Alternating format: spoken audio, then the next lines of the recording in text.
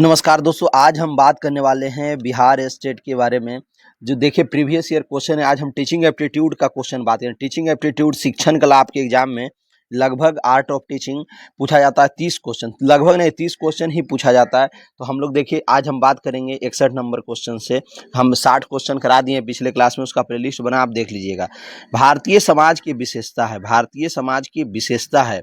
तो क्या होगा दोस्तों इसमें? देखिए उत्तर तो आप देख रहे हैं, पर ये क्यों होगा, ये जो आप उत्तर डी देख रहे हैं, ये क्यों होगा ये भी हम लोग बात करेंगे।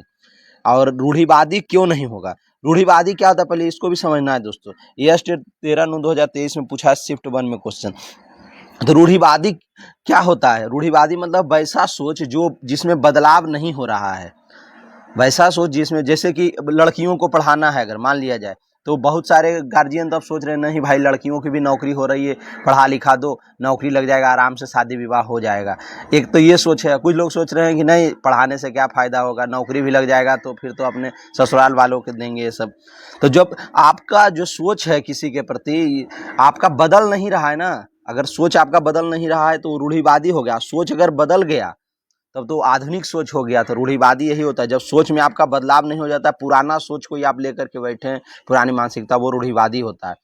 अब देखिए खुला, हमारा जो समाज है, भारतीय समाज की विशेषता क्या खुला होता है? नहीं भाई, इसमें भी बहुत सारा नियम कानून विधि विधान होता है, उससे हम लोग बंधे होते हैं, बहुत सारी मर्यादाओं का पालन करना होता है समाज में। तो खुला नहीं होता है, ठीक है। तो ये भी गलत और ये भी गलत, ठीक। और अवैज्ञानिक, अवैज्ञानिक माने जो वैज्ञानिक नहीं है। नहीं, हमारा समाज क्या होता है, वैज्ञानिक ढंग से चीजें चलती है। आप देखिए सिंधु घाटी सभ्यता पढ़े होंगे, उसमें कैसे रोड होता है, नाली होता है। तो उसी तरीके से हम लोग का समाज भी क्या है, वैज्ञानिक ढंग से चलता है। जैसे कि देखिए घर के आगे क्या होना चाहिए, एक रोड होना चाहिए, नाली होना चाहिए, एकदम पैक होना चाहिए नाली, नहीं तो नाली से क्या होगा, कीड़ा लगेगा, तो इसलिए मच्छर ज्यादा होंगे, तो सब पैक कर दिया जाता है। तो ये सब क्या वैज्ञानिक ढंग से ही तो चल रहा है हमारा समाज। फिर देखिए स्तरीकृत, ये भी गलत हो जाएगा, अवैज्ञानिक लिखा है। स्तरीकृत, स्तरीकृत माने दोस्तों लेवल, एक लेवल किया जा रहा है। स्तरीकृत माने क्या हुआ, एक लेवल बनाया जाता है। और लेवल तो होता ही है समाज में, जैसे कि जाति के आधार पे, आर्थिक स्थिति के आधार पे, अमीरी गरीबी के आधार पे तो लेवल बन ही जाता है कहीं ना कहीं। और क्या होता है, धार्मिक आधार पे, सामुदायिक आधार पे, इस सब के आधार पे क्या होता है, लेवल बन जाता है। ये ऑप्शन डी होगा, ठीक है दोस्तों। हम समझा दिए बहुत अच्छे से इसका। अगर और भी आप देखना चाहते हैं प्रीवियस ईयर क्वेश्चन का, प्लेलिस्ट बना हुआ हमारे चैनल पे, आप देख लीजिएगा जा करके, बहुत फायदा मिलेगा दोस्तों। अब चलिए देखिए 62 नंबर क्वेश्चन है, जीन पियाजे। पियाजे बहुत इंपॉर्टेंट है, समझ गए। पियाजे को पढ़ना है, जगह आप सीटेट में पढ़े होंगे पियाजे के बारे में, नहीं पढ़े तो सुन लीजिए यहाँ पे। जीन पियाजे के अनुसार पूर्व संचालन, मतलब संचालन के पहले, क्वेश्चन हम आपको बताए थे, ये क्वेश्चन को आपको कम से कम 2 बार पढ़ना है, समझ गए। एक बार में आपको क्वेश्चन समझ में नहीं आएगा, इसलिए 2 बार पढ़िए। पूर्व समझ के पूर्व संचालन, तो संचालन के पहले विचार की मुख्य विशेषताओं में से एक है, करा विचार की मुख्य विशेषताओं में से एक है, एक क्या है? तो इसमें तो देखिए आप जान ही रहे, केंद्रीकरण होगा उत्तर, आप देख ही रहे हैं, पर क्यों होगा वो बताते हैं। जो किसी स्थिति के एक पहलू पर ध्यान केंद्रित करा, किसी स्थिति के एक पहलू पर ध्यान केंद्रित। देखिए कितना बढ़िया बात बोल रहा है। ये अर्जुन की तरह बात किया जा रहा है कि अर्जुन कैसे उसको सिर्फ चिड़िया की आंखें दिखाई दे रही थी, तो उसी तरह से कहा जा रहा है कि एक पहलू पर ध्यान केंद्रित करना और दूसरों की उपेक्षा करने की प्रवृत्ति को संदर्भित करता है। मतलब एक चीज पे आपको फोकस करना है तो ऑटोमेटिक दूसरे चीजों से ध्यान हट जाएगा। यही तो चाहिए।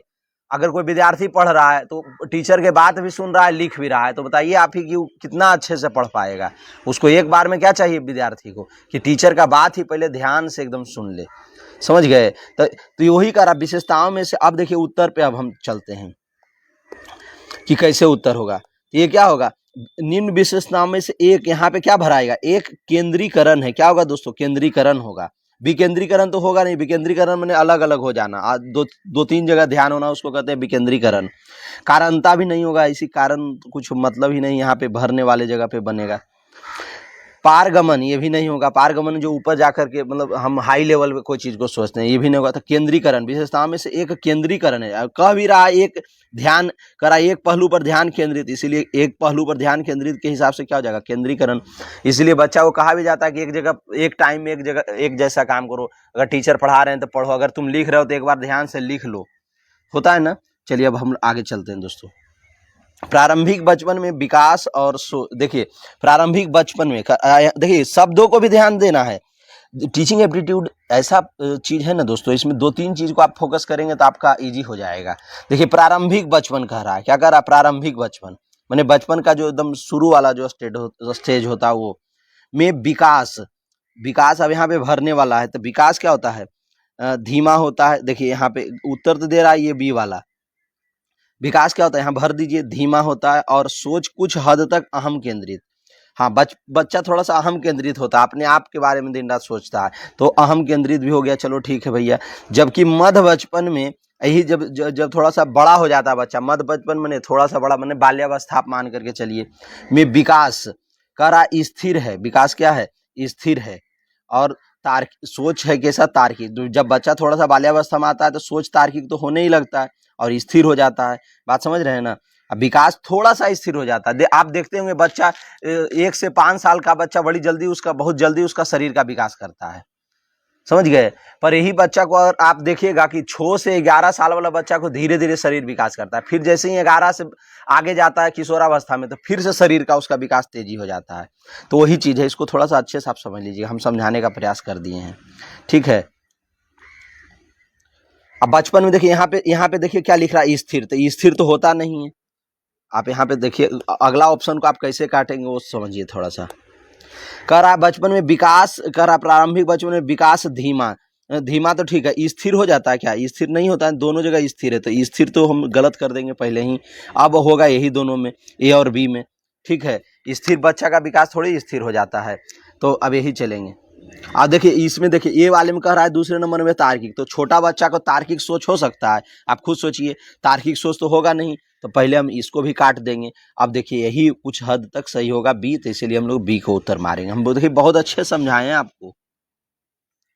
कह रहा इनमें से एक शिक्षण की त्रिध्रुवीय प्रक्रिया का केंद्र बिंदु नहीं है। तो शिक्षण का त्रिकेंद्र देखिए 2 बार पूछा है दोस्तों, 23 में और 20 में दोनों बार क्वेश्चन पूछा है। देखिए शिफ्ट 1 और 2 में, तो ये आपके लिए भी इंपॉर्टेंट है। तो हम लोग इस पे क्या ध्यान देंगे दोस्तों? त्रिध्रुवीय प्रक्रिया का केंद्र बिंदु नहीं है। तो देखिए त्रिध्रुवीय में क्या होता है? एक तो छात्र जरूरी है पढ़ाई लिखाई में, शिक्षक भी जरूरी है दोस्तों, और सामग्री भी। सामग्री यहाँ पे सिलेबस ये सब मान लीजिए, किताब मान लीजिए, सिलेबस मान लीजिए, एक तरह से ये आप मान करके चलिए। तो जैसे आप खुद अगर आप पढ़ाने जाएंगे कोई विद्यालय में, तो आप क्या देखते हैं? 3 ही चीज तो मेन होता है, एक टीचर, एक स्टूडेंट, और एक जो आप किताब से पढ़ा रहे हैं। तो ये सामग्री मने ही किताब, सामग्री मने बुक है, ब्लैक बोर्ड है, सब ये सामग्री में ही आ जाता है, समझ गए? तो 3 ही चीज तो मेन होता है। शिक्षण विधियां का यहाँ पे कोई बहुत ज्यादा रोल नहीं, रोल है पर बहुत ज्यादा रोल नहीं है। तो त्रिध्रुवीय प्रक्रिया कौन दिया था? ये भी याद रखिएगा, जॉन डीवी। त्रिध्रुवीय प्रक्रिया कौन दिया था भाई? ये कॉन्सेप्ट को जॉन डीवी, याद रखिएगा, बहुत इंपॉर्टेंट है। जॉन डीवी, जॉन पियाजे, समझ गए? बायगॉत्स्की आपके लिए बहुत इंपॉर्टेंट है। तो ये देखिए हम बता दिए। तो 3 ही चीज मेन है, एक देखिए शिक्षक, छात्र और सामग्री, कंटेंट, हम बता दिए ना अभी। देखिए सब रटने का चीज है, समझ लीजिएगा, काम हो जाएगा आपका। क्रिया आधारित अधिगम, देखिए दोस्तों अगला ये देखिए 2023 में पूछा, क्रिया आधारित अधिगम है। तो क्रिया आधारित अधिगम क्या होगा बताइए, आप ही बता दीजिए। अभ्यास से, देखिए श्रुत लेखन से, ये नहीं भाई, श्रुत लेखन से कोई बहुत ज्यादा क्रिया नहीं। हम क्या बताए, जो बेस्ट ऑप्शन है उसको खोजना है। अभ्यास भी लग रहा है एक हद तक कि चलो भाई क्रिया है, अभ्यास है। स्मरण से भी लग रहा है। स्मरण जो होगा ना, स्मरण क्रिया का काम नहीं है, तो दिमागी काम है, तो इसको खत्म कर दीजिए स्मरण को। श्रुत लेखन भी खत्म कर दीजिए, समझ गए? अब एक कह रहा है करके, तो करके जो हमारा बेस्ट ऑप्शन है, ये अभ्यास भी हो सकता है करके भी, पर हमको करके पर जाना ध्यान देना है। किस लिए? क्योंकि बच्चा कोई भी चीज करके सीखता है ज्यादा, ठीक है, और करके हमारा बेस्ट ऑप्शन है। तो हम क्या बताए थे आपको? बेस्ट ऑप्शन की ओर ध्यान देना है, तो करके बेस्ट ऑप्शन हो जाएगा, ठीक है। अधिगम प्रक्रिया में शिक्षार्थी है, शिक्षार्थी बने विद्यार्थी। तो शिक्षार्थी, हम देखिए पहले भी आया है क्वेश्चन, ये बहुत बार पूछा गया है क्वेश्चन, देखिए 14/9/2023 में है। अब देखिए क्या बताया? अधिगम प्रक्रिया, अधिगम माने सीखने की प्रक्रिया में शिक्षार्थी, शिक्षार्थी माने विद्यार्थी है, क्या है? तो आश्रित चर है भाई। ये क्या है? आश्रित चर होगा। क्यों आश्रित होगा? कि विद्यार्थी आश्रित होता, किस पे आश्रित होता? टीचर पे। अगर बोल दे टीचर कैसा है, तो टीचर विद्यार्थी, टीचर क्या हो जाएगा? अध्यापक क्या हो जाएगा? स्वतंत्र चर है, अध्यापक हमेशा स्वतंत्र होता है, समझ गए दोस्तों? पर यही अगर कह दे अभिभावक, अभिभावक जो गार्जियन है वो क्या है? तो देखिए अभिभावक जो होगा मध्यस्थ हो जाएगा। अध्यापक क्या होगा दोस्तों? मध्यस्थ माने बीच वाला चर। अभिभावक क्या होगा? मध्यस्थ चर। अब पाठ्यक्रम, अध्यापक है, सिलेबस है और टीचिंग शैली, जो टीचिंग टेक्निक जो होता है ना, तो ये सब क्या होगा, मध्यस्थ चर। इसलिए ये सबको भी आप ध्यान में रखिए, क्योंकि ये सबसे भी क्वेश्चन बना देगा, समझ गए। तो टीचर हो गया स्वतंत्र चर, टीचर क्या हो गया, यहाँ देखिए स्वतंत्र चर हो गया टीचर। और मध्यस्थ चर क्या हो गया, मध्यस्थ में देखिए गार्जियन। कुछ भी हम लोग को प्रॉब्लम होता है किसको बीच में बुलाते हैं, गार्जियन को बुलाते हैं। फिर पाठ्यक्रम हमारा बीच में होता है, पाठ्यक्रम देखिए एक तरफ तो टीचर हो गया, एक तरफ स्टूडेंट, एक स्वतंत्र हो गया टीचर, और ये हो गया आश्रित हो गया बच्चा, और पाठ्यक्रम हो गया या शिक्षण शैली, ये सब बीच का चीजें होती है हमारा अधिगम प्रक्रिया में, ठीक है। अब समझा दिए बहुत अच्छे से। दर्शन शास्त्र का उपयोग शिक्षा में किसके लिए किया जाता है, तो उद्देश्य चयन में। क्या होता है दोस्तों, देखिए यूपीएससी का सिलेबस में या में क्या पढ़ाया जाता है, एथिक्स पढ़ाया जाता है। एथिक्स जो है फिलोसफी का ही पार्ट है, समझे। तो उद्देश्य, हमारा शिक्षा का उद्देश्य क्या है, वो दर्शन शास्त्र से ही पता चलता है, समझ गए। उद्देश्य चयन में दर्शन शास्त्र का उपयोग शिक्षा में किया जाता है। चलिए, अंतःक्रिया विश्लेषण की प्रक्रिया है। अंतःक्रिया, ये अंतःक्रिया माने जो हम लोग दिमाग से जो चीज को करते हैं दोस्तों, उसको अंतःक्रिया करते हैं। जो हमारे माइंड में जो चीजें चलती हैं, देखिए ये सब शब्द देख करके आप डरते होंगे। विश्लेषण माने वही विचार करने की शक्ति, समझ गए। विश्लेषण माने विचार करने की वो शक्ति है। तो अंतःक्रिया विश्लेषण की प्रक्रिया है। ये कैसा है, देखिए आपको एक और हम ट्रिक यहाँ पे नया ट्रिक देते हैं, इसे हम पहले भी बताए आपको। अगर आपके ऑप्शन में एक ऑप्शन दे दे ए और बी दोनों सही है, मान लीजिए कहीं पे ए और बी दोनों सही है, तो 95% केस में वो सही, वही सही होगा, ए और बी दोनों वाला। एक केस और आएगा कि इनमें से सभी सही होगा, तो इनमें से सभी वाला भी सही हो सकता है, समझ गए। तो ये देखिए यहाँ पे क्या दे दिया है, सी ऑप्शन में ए और बी दोनों एकदम 95% ये वाला सही होगा दोस्तों। टाइम अगर आपके पास कम है तो मार के निकल जाइए, यही सही होगा, समझे।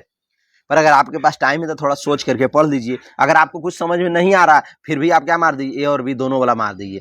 तब देखिए अंतःक्रिया, अंकन प्रक्रिया नहीं आ रहा है समझ में, यहाँ ए भी नहीं समझ में आ रहा है, अंकन अर्थापन क्या नहीं समझ में आ रहा है। चलो भैया नहीं आ रहा है तो हम क्या ट्रिक बता दिए, अब यहाँ पे एक ऑप्शन दे दिया है और बी दोनों, तो इसको मार के निकल जाइए, उतना परेशान होने की जरूरत नहीं है। ये अंकन मैंने क्या होता है ना, जो टीचर और विद्यार्थी के बीच में जो बातचीत होती है, जो शाब्दिक अशाब्दिक जो बातचीत होती है, उसी को अंकन प्रक्रिया कहते हैं। क्या कहते हैं दोस्तों, अंकन प्रक्रिया। देखिए यहाँ लिखा भी, अंकन प्रक्रिया में शिक्षक और छात्र के बीच होने वाले शाब्दिक और अशाब्दिक व्यवहारों का निरीक्षण किया जाता है। मैंने जो बातचीत जो हुआ होता है ना शब्द के माध्यम से, और समझ गए, शब्द के माध्यम से या संकेत के माध्यम से टीचर विद्यार्थी, उसी को अंकन कहा जाता है।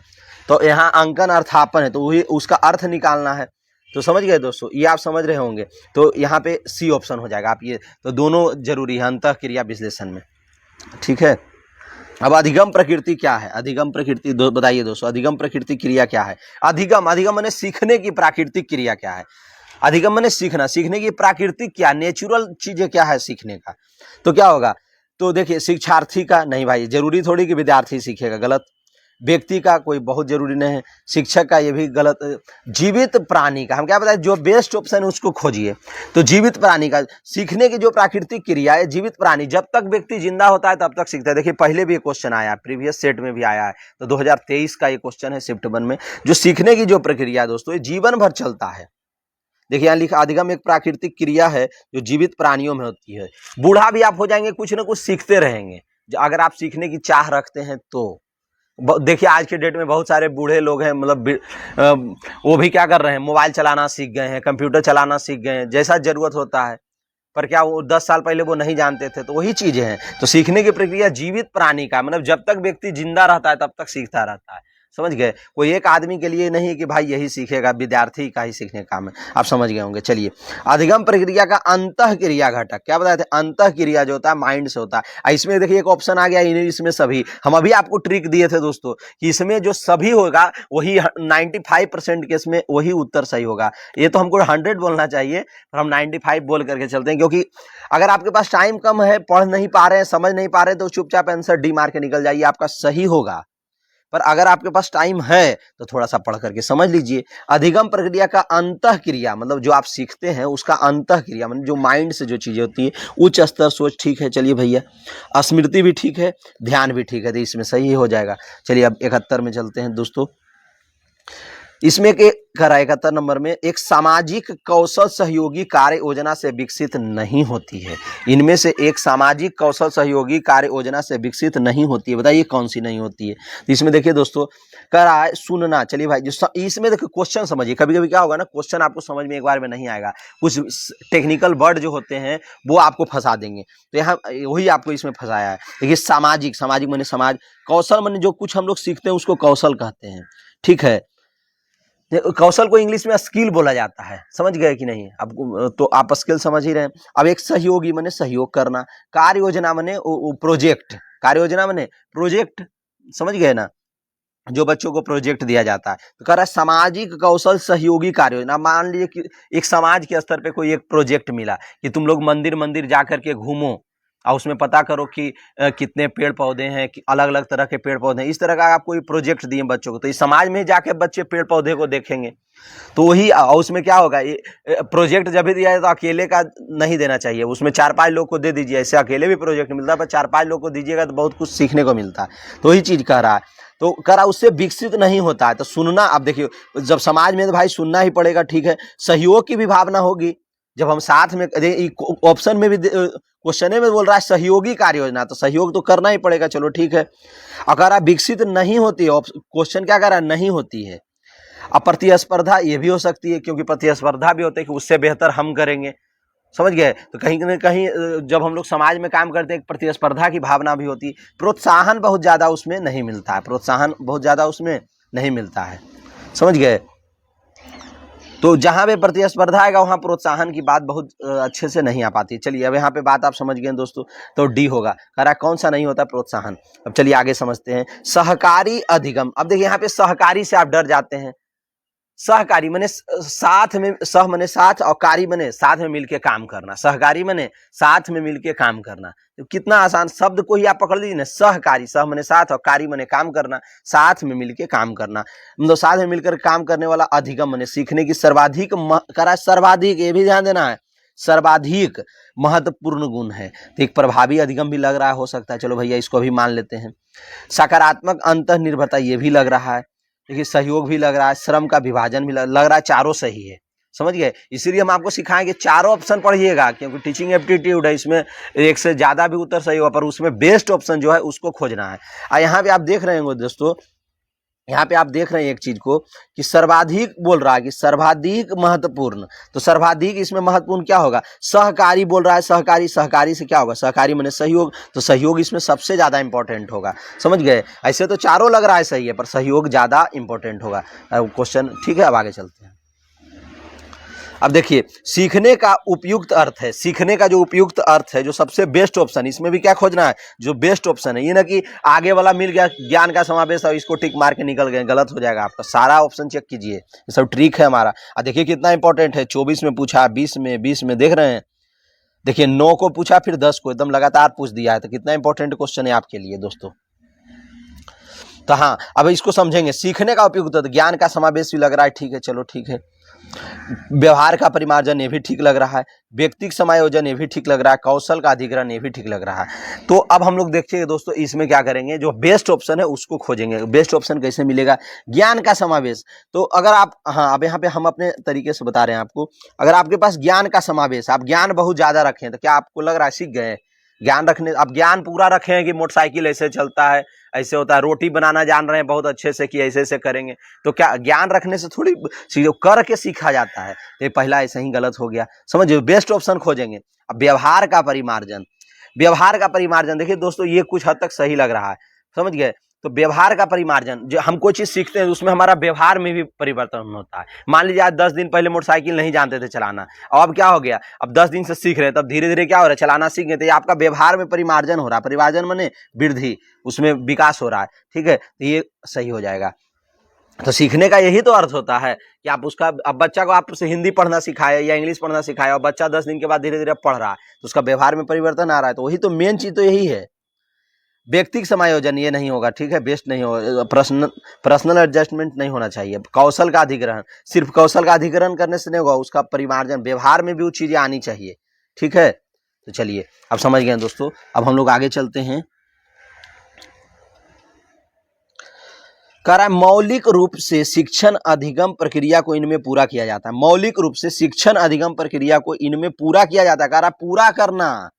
अब वो कह रहा है मौलिक रूप से पूरा करने का, अगर कहेगा प्रारंभ करने का, अगर बोलेगा ना, अगर यही कहेगा प्रारंभ करने का बात अगर करेगा, तो प्रारंभ तो कहाँ से होता है? घर से होता है। प्रारंभ कहाँ से होता है? घर से। पर ये क्या कह रहा है कि पूरा करने की प्रक्रिया को इनमें से पूरा किया जाता है, पूरा करने की बात कहा जा रहा है। और भी मौलिक रूप से, तो मौलिक रूप से जब चीजें होती है, समझ गए, तो ये वर्ग का, ये विद्यालय में नहीं हो सकता है दोस्तों, विद्यालय में पूरा नहीं हो सकता है। देखिए आपको लग रहा हो कि विद्यालय हो सकता है, समाज और घर तो नहीं होगा, क्योंकि जब स्टार्टिंग का था तो समाज और घर हो सकता था, ठीक है, पर यहाँ क्या कह रहा पूरा किया जाता है, ठीक। तो जब पूरा करने की, तो अब आपको लग रहा होगा विद्यालय होगा या वर्ग का, विद्यालय भी नहीं होगा। अगर सिर्फ विद्यालय जाने से बच्चे क्या सीख लेता है? नहीं भाई। अब विद्यालय गया, विद्यालय में बार बार बच्चा टॉयलेटे जा रहा है, बाहर ही घूम रहा है, बात समझ रहे ना मेरा बात को? तो विद्यालय जाने से भी बच्चे नहीं सीखते। आप जान ही रहे क्या सब बच्चा विद्यालय तो सब आता है क्या? पढ़ लेता है? सब नहीं पढ़ता। जो क्लास वर्ग कक्ष में जो अच्छे से टीचर की बातों को सुनता है, एक्टिविटी करता है, वो सीखता है। तो इसमें क्या होगा? Option a classroom. समझ गए ना? हम समझा दिए आपको। 75 नंबर में करके सीखना उपयोगी है। क्योंकि करके सीखना उपयोगी, क्योंकि बच्चे करके अच्छे से समझते हैं। चलो भैया ये कुछ हद तक ठीक लग रहा है। चलो हम क्या बताए थे आपको? चारों ऑप्शन चेक करना है, ये ना कि एक दो पहला ये लग रहा है पहला होगा, पर टिक मार के चलेंगे आप फंस जाएंगे। चारों ऑप्शन चेक कीजिए, जो बेस्ट है उसको खोजना है। कह रहा है यह अधिक रुचिकर है, कह रहा है करके सीखना अधिक रुचिकर है। चलो भैया ये भी लग रहा है ठीक है। चलो बच्चे क्रियाशीलता पसंद करते हैं, चलो ये भी ठीक है। इससे बच्चों को व्यस्त रखने में मदद मिलती है, नहीं ये गलत है भैया। व्यस्त रखने में मदद मिलती है, ये गलत हो जाएगा, क्योंकि ऐसा थोड़ी है। वैसे तो आप बच्चा को आप अपना बैठ करके मोबाइल चलाइए क्लास में, और बच्चा को व्यस्त कर दीजिए कि चलो जी तुम लोग राइटिंग लिखो, अपना आप मोबाइल चलाइए, तो व्यस्त तो राइटिंग लिखने में भी हो जाएगा बच्चा। तो ये गलत है, समझ गए? तो करके सीखना ये गलत हो जाएगा यहाँ पे। अब देखिए बच्चे क्रियाशीलता पसंद करते हैं, तो भाई बच्चा के पसंद पे बहुत ज्यादा फोकस आपको नहीं करना। वैसे तो बच्चा दिन भर पसंद करता है कि टीचर कुछ कहानी सुनाते रहे, हम सुनते रहे बस।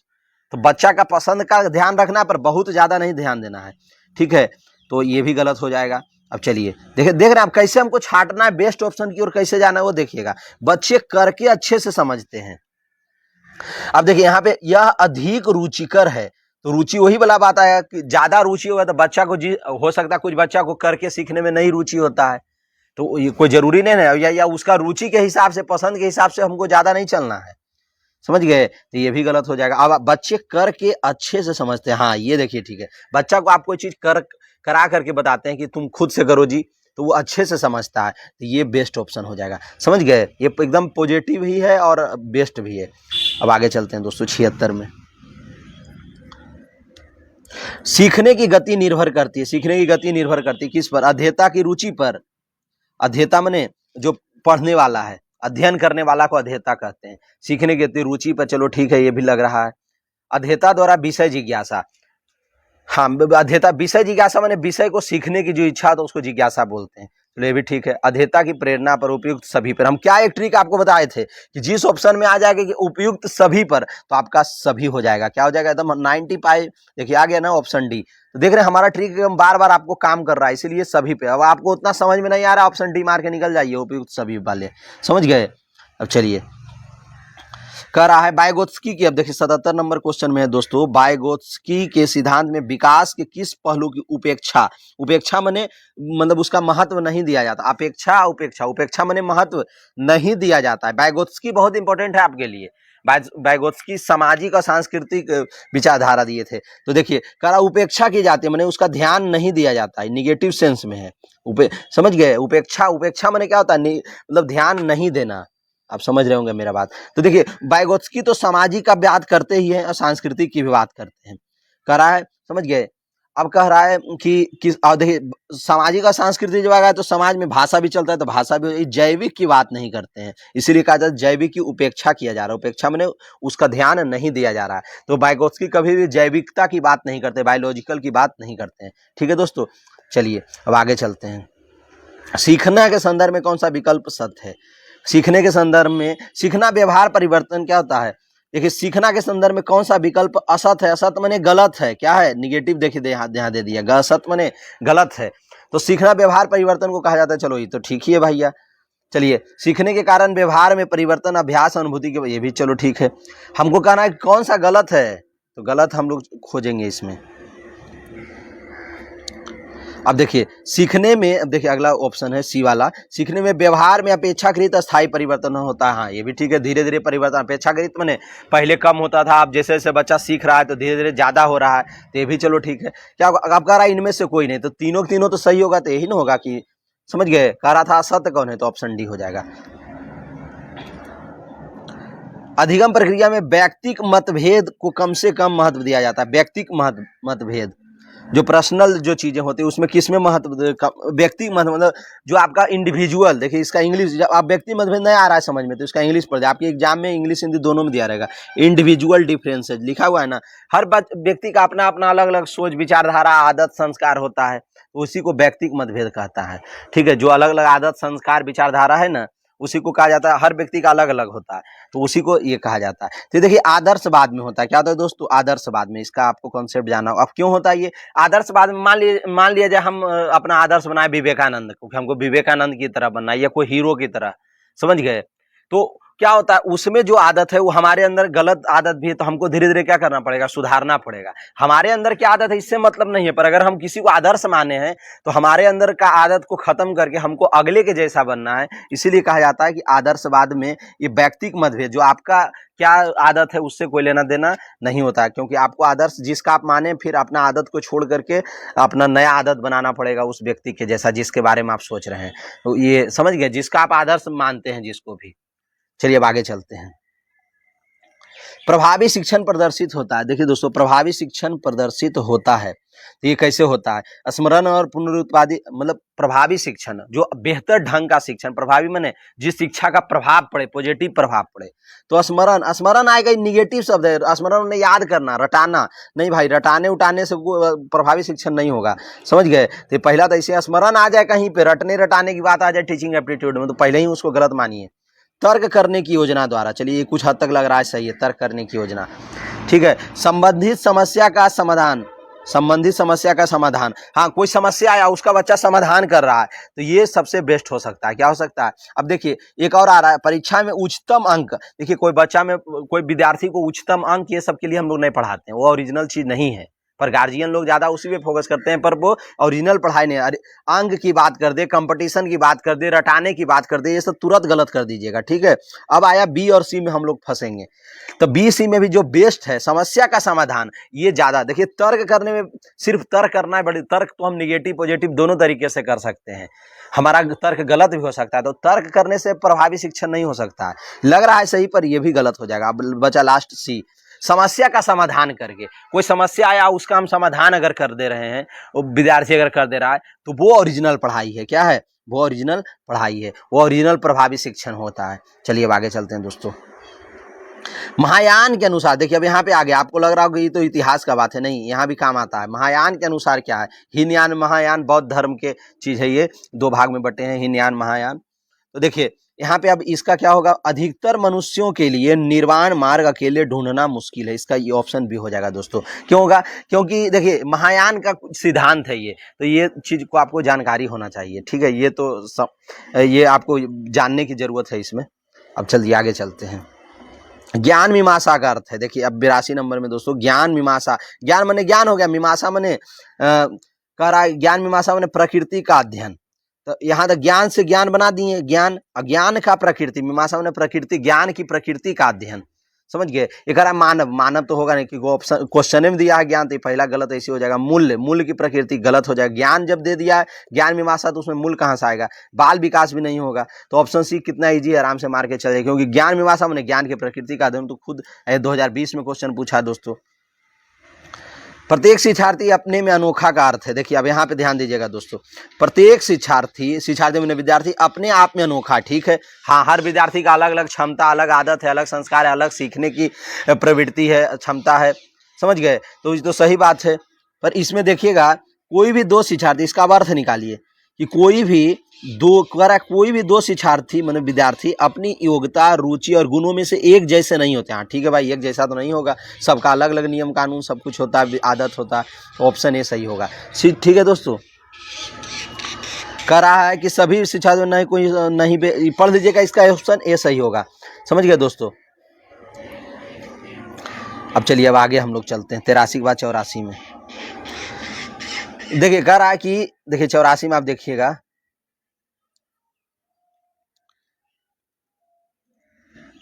ये कब पूछा गया क्वेश्चन, ये दोस्तों ये क्वेश्चन ये बिहार स्टेट 11/9/2020 में पूछा है। माना शिक्षार्थी नियम समझता है, कह रहा नियम समझता है, तो ये कब पता चलेगा, जिन समस्याओं इसके उदाहरण दे करके, नहीं अगर आप बच्चा को नियम आप सिखाए हैं तो क्या उदाहरण दे देगा तो आपको लग जाएगा कि वो समझ गया, नहीं भाई, उदाहरण तो वो रट करके भी दे सकता है, तो ये पहला गलत हो जाएगा। ठीक है, सिर्फ उदाहरण देने से नहीं पता चलेगा, इसे पुनः पहचान पाए और फिर से समझना, ये भी नहीं होगा। जब पूछा जाए नियमों को पुनः याद करो, देखिए याद का आ गया यहाँ बात, याद भी गलत कर देंगे। अब देखिए जिन समस्याओं के समाधान में इसका उपयोग हो उसमें ही उपयोग करें, हाँ तब ना पता चलता है। जहाँ पे जो हम कॉन्सेप्ट बच्चा को सिखाएं, मैथ आपको बता दिए कि यहाँ पे देखो ये वाला फॉर्मूला लगेगा, यहाँ पे ये लगेगा, ठीक है। अब बच्चा जब मैथ बनाने लगा तो उसको लगा कि हाँ सर बताए थे कि यहाँ पे ये फॉर्मूला लगेगा, अब बच्चा वहाँ पे वही फॉर्मूला लगाया। तो समस्या के समाधान में जहाँ जरूरत है वहाँ पे अगर यूज कर दिया आपका नियम तो वो बेस्ट होता है, तो यहाँ पे बी हो जाएगा। समझ गए दोस्तों। अधिगम के विषय में निम्न में से कौन सा कथन सही है? अधिगम मैंने सीखने के विषय में कौन सा कथन सही है इसमें, तो बताइए। बच्चों द्वारा गलतियां करना दर्शाता कि कोई अधिगम नहीं, ये कोई विशेष नहीं होगा यहाँ पे। ठीक है, वो कब पूछा गया? 2020 में दोस्तों, 2020 में। ठीक है, कर अधिगम उसी वातावरण में प्रभावशाली होता है जो शिक्षार्थियों के लिए संवेगात्मक, सकारात्मक और उससे संतुष्ट करने वाला। हाँ ये देखिए बेस्ट लग रहा है। बच्चों द्वारा गलतियां करना प्रदर्शन कोई अधिगम नहीं हुई, नहीं। अगर आप बच्चा गलती कर रहा है जरूरी थोड़ी कि कुछ नहीं सीखा, कुछ सीखा भी होगा, कुछ नहीं भी सीखा होगा। समझ गए, तो हम लोग इस पे सारा चीज को ध्यान देंगे दोस्तों। तो ये आपका समझ गए ना, ऑप्शन बी होगा बेस्ट ऑप्शन। बेसिक शिक्षा की धारणा का प्रतिपादन किसने किया था? बेसिक शिक्षा थी महात्मा गांधी ने। इसी को बुनियादी शिक्षा कहा जाता है। बेसिक शिक्षा को ही इंग्लिश में कहा जाता है बेसिक शिक्षा, इसको हिंदी में क्या कहा जाता है? बुनियादी शिक्षा। तो महात्मा गांधी के द्वारा ये प्रतिपादित किया गया था। एकदम इस बात को आप क्या कर लीजिए, माइंड में सेट कर लीजिए। ठीक है दोस्तों, आप हमारे लिए भी कुछ थोड़ा सा पॉजिटिव कमेंट लिख दीजिए ताकि हमारा मोटिवेशन बना रहे। और आप चाहते हैं कि अगला क्लास भी आए तो हम आपको अगला क्लास भी देंगे इस पर। और इसका PDF चाहते हैं हमारे टेलीग्राम से जुड़ जाइएगा। समझ गए दोस्तों। आप वीडियो को जरूर लाइक कीजिएगा और हमारे लिए कुछ जरूर पॉजिटिव बातें लिखिएगा। इतना मेहनत से आपको हम पढ़ाते हैं कि हाँ सर अच्छा लग रहा है, अगला क्लास भी लाना चाहिए, तो हम अगला क्लास भी लाएंगे अगर आप कहेंगे तो। चलिए अब आगे हम लोग चलते हैं। करा शिक्षण अधिगम प्रक्रिया में व्यक्तिगत ध्यान महत्वपूर्ण है, क्योंकि ये देखिए ऑप्शन इसका डी हो जाएगा। बालकों का विकास भिन्न भिन्न दरों से होता है और भिन्न भिन्न प्रकार से सीखते हैं। ये सब क्या होगा? ये सब भी सही हो सकता है, पर जो बेस्ट ऑप्शन है हमारा डी ही होगा। क्या होगा दोस्तों? ये सब गलत करके हम लोग डी में चलेंगे। ठीक है, डी हमारा बेस्ट ऑप्शन है। हम क्या कहते हैं? बेस्ट ऑप्शन पे ध्यान देना है। 2020 में देखिए क्वेश्चन पूछा है। अब हम लोग आगे चलते हैं 88 नंबर में। हाँ जीन पियाजे देखिए आ गए आपके। कह रहा है जीन पियाजे व्यवहार में कौन सा जीन पियाजे के द्वारा प्रस्तावित मूर्त संक्रियात्मक अवस्था को अवस्थित करता है? हाँ तो इसमें देखिएगा दोस्तों, जीन पियाजे के बारे में कह रहा है मूर्त संक्रियात्मक अगर कह रहा है तो इसमें बी हो जाएगा। संरक्षण और कक्षा समावेशन। संरक्षण माने जो बच्चा दिमाग में जब कोई चीज को रखता है ना उसको कहा जाता है मूर्त। क्या कह रहा है? मूर्त माने संरक्षण। जब दिमाग में बच्चा कोई चीज को संरक्षित करके रखता है, कोई चीज को याद करके रखता है, माने दिमाग में सेट करके रखता है, उसी कहा जाता है संरक्षण। और मूर्त माने मूर्त चीजों को। और कक्षा समावेशन, तो ये क्या होता है? मूर्त संक्रियात्मक अवस्था को विशेषित करता है, यही वाला। ठीक है, परिकल्पना नहीं होगी। बच्चा मूर्त संक्रियात्मक अवस्था में परिकल्पना, बच्चा छोटा है वो अपना अभी कल्पना नहीं कर सकता है, तो कल्पना परिकल्पित माने कल्पना करना, वो नहीं हो सकता है। आस्थागत अनुकरण, ये अनुकरण वाला भी खत्म कर दीजिए। प्रतीकात्मक खेल विचारों के अनुकरणीयता, ये भी नहीं होगा। समझ गए। चलिए तो मेन होगा संरक्षण और कक्षा समावेशन। जीन पियाजे का नियम है ये। अब चलिए दोस्तों 89 नंबर क्वेश्चन चलेंगे। और थोड़ा सा आप ये देख लीजिए, मूर्त संक्रियात्मक अवस्था कब से कब तक होता है? 7 से 11 साल तक होता है। मूर्त जो अभी पढ़े थे, मूर्त संक्रियात्मक 7 से 11 साल के टाइम को कहा जाता है। अब चलिए आगे चलते हैं दोस्तों। कौन सा विकास का सिद्धांत नहीं है? करा विकास का सिद्धांत नहीं है तो ऑप्शन डी। विकास सार्वभौमिक है तथा सांस्कृतिक संदर्भों से इसे प्रभावित नहीं करता है। लेकिन निगेटिव दे दिया, निगेटिव वाला बताए थे ना, यहाँ भी कह रहा है नहीं करता है, तो यहाँ पे क्या हो जाएगा? ऑप्शन डी हो जाएगा। ठीक है, ये सब तो करता ही है भाई। विकास अनुवांशिकता है एवं पर्यावरण दोनों पे प्रभावित होता है। चलो ठीक है, विकास परिवर्त होता है, मैंने लगातार चेंजिंग होते रहता है, उसमें विकास जीवन पर्यंत होता है, ये भी ठीक है। पर कौन होगा? ऑप्शन डी, क्योंकि यहाँ पे नहीं पूछ रहा क्वेश्चन में। चलिए अब हम लोग 90 नंबर ही हमारा लास्ट है। अब इसके बाद देखिए दोस्तों, आपको क्या करना है, हमारे लिए कुछ अच्छा सा कमेंट करके आपको बताना है कि हाँ सर अगला क्लास लाइए, तो हम अगला क्लास लाएंगे। वीडियो को जरूर आप लाइक कीजिएगा, कुछ अच्छा बात हमारे लिए लिख दीजिएगा कि हमें अच्छा लग रहा है, समझ गए, तब हम अगला वीडियो इस पे तुरंत हम ला देंगे आपके लिए, समझ गए। अब आगे कोई भी समस्या हो हमें कमेंट में कीजिएगा, उत्तर देंगे। इधर 2 दिन से हम व्यस्त हैं इसलिए उत्तर नहीं दे पा रहे हैं, पर अगला वीडियो में हम आपको उत्तर जरूर देंगे।